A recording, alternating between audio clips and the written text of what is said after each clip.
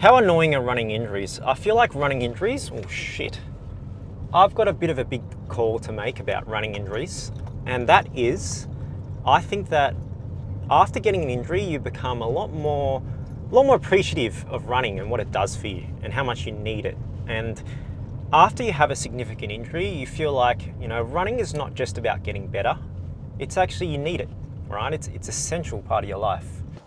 And having been on this journey, treating injured runners, being an injured runner myself, as well as being a running coach, I would say I have a pretty good bird's eye view of the whole situation. So I'm here at Yarra Boulevard in Melbourne. It's a really nice place because it's only about 6k from the city, so really close to the city, and you feel like you're in the middle of nowhere. And there's a 6k stretch of road, which is perfect for things like cycling, running. There are trails here. It's next to the river. You don't want to swim in the river in Melbourne. But this video is all about injury prevention and running. Everything I've learnt from the last 10 years, I'm going to try and condense it into this video. Before we start to oversimplify things, injuries happen when the load exceeds the capacity of a structure, and that structure being your knee joint, your hamstring, your hip. And if we can do whatever to either reduce the load or increase the capacity of our tissues, we're definitely going to reduce the rate of injuries and be able to run more consistently and faster as well.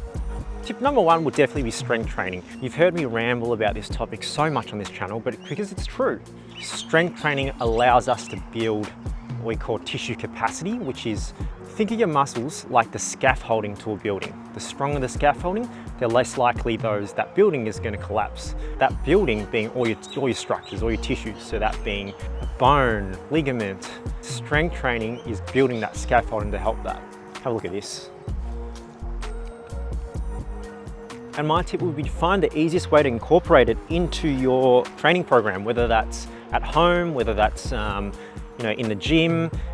Obviously, gold standard will be in the gym two to three times a week, lifting heavy weights, but not everyone can do that, and not everyone has time for that. So my advice would be find a way to do it so that you can challenge your muscles and your structures to get a bit stronger. And we know that running is not the best way to get strong. Yes, it gets you strong, but only to a certain degree. So second tip would be, most injuries who come into the clinic and who I see, it's due to doing too much too soon. Your body's not adapted to a certain load yet, and you don't stick to that 10% rule and you keep increasing too much because you've got a marathon in 10 weeks time. And as a result, the body breaks down. So my advice would be, definitely don't spike a load. Gradual load is good for you. And that's also why when we get injured, we actually want to do as much running as the body lets us, because if we do nothing, then we have to start building up from nothing again, which obviously takes a lot more time. Next tip would be follow a program. That's obviously halfway there, but also get a coach. If you're new to running, most runners make a mistake of trying to self-coach, and at some point you're probably going to get injured. You pretty much need someone to tell you what to do. Following programs good, but it's not individualized. Everyone responds differently to load.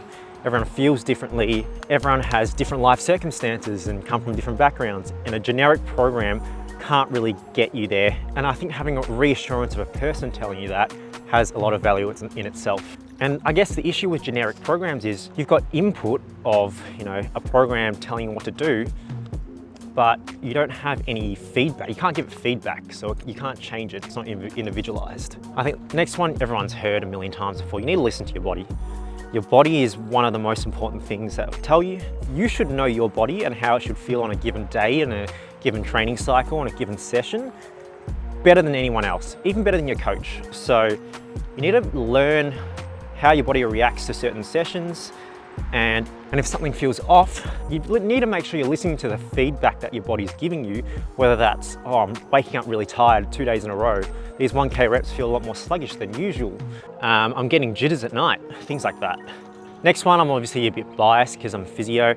I'd say if you have recurrent injuries, go see a physio, because what's probably happening is you probably have deficits within your body that need to be fixed up. There's this concept which I'll make a video on later called the kinetic chain. And the concept is everything's connected. So especially through your hip, knee, and ankle. So if you have a weakness, let's say in the hip, the load has to go somewhere. And usually, that means that calf takes more load or your knee joint takes more load. So if you keep getting injured in a certain area, we need to find the gaps in that chain where you're weak, where you're strong as well, but definitely where you're weak. And we need to fix that with some isolated strength training. Without that isolated muscle training, you're always going to have that deficit and you're always going to have that risk of overloading one of the structures. Next one is variety. Variety is really important for injury prevention. Our body's really good to adapting a stimulus, but if we give it the same stimulus all the time, it's going to plateau. So things like swap up the terrain, run on trails, run on grass, run on hills. You get out of the house, turn right instead of turn left. Variety also keeps things fresh, but also allows your body to adapt to different stimuli, and it's just good for your overall development. And that's the same with shoes as well. I think it's good to have different types of shoes and different brands as well, just so that you adapt to, because every shoe is made differently.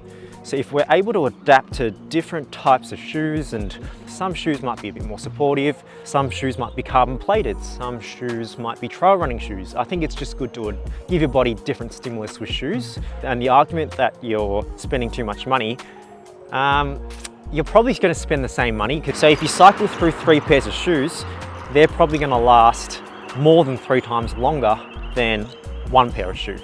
Next injury prevention tip is find something else to do other than running.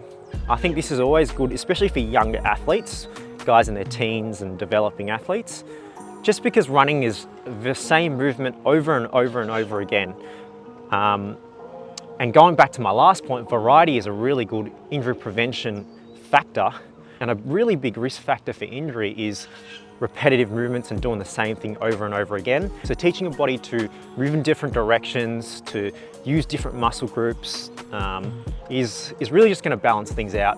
Next one is really obvious, but I'm going to say it again. Recovery is where you get better. You don't get better when you're running, you get better through the recovery. After you stress your body, you recover, you get stronger, you can run faster. So I think the emphasis on recovery is super important. And if you feel like, and all the signs say that you're not recovered, the best thing you can possibly do, the best session you can possibly do, is probably just to do nothing. Just rest. Let your body get back to 100 HP, and then you go again. So don't be afraid to take rest days, rest weeks, even rest months, because it's good for your body to reset, to get back to 100 HP, and then you're going to get better, you're going to get stronger. It's never going to be a linear progression. It's always going to be, you get better, you fatigue yourself, you recover. You fatigue yourself, you recover. So where people dig themselves into the holes is they don't recover enough and they try and stress their body again, and instead of improving, they actually get worse. Or the worst thing that can happen is they get injured, which is something that I see all the time. So my camera's about to run out of battery. I will make a few more videos like this. Hopefully about all different topics, but if you found this helpful, let me know in the comments below. And yeah, I'll see you in the next video. Ciao.